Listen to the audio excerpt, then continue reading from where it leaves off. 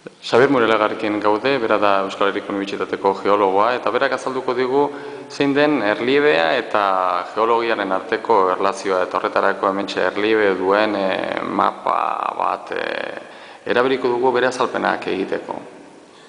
Da, gizunez, Euskal Herrian ditugu menditontor ugari, baina konturatzen bazagie menditontor gehienak dena daukate arroka mota berbera, kasu honetan kareharria.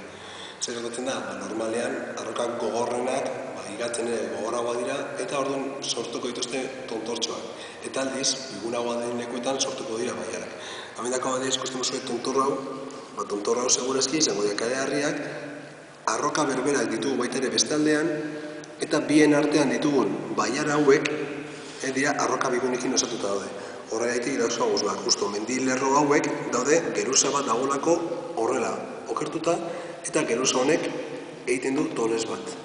Horregaitik bi aldetan ikusten ditugu erliebe berdina edo antzekoa. Eta erdialdean ikusten dugu baiara. Kasu honetan izango zen, adibidez, nola ikusten dugu badakau antzeko izango zen, dakau toles bat, eta dakau sarrokak alde gogorragoak eta bigunagoak. Gogorragoetan sortzen dira erliebe, esaten da positiboa, eta biguna dauden lekuetan egongo dira arenak.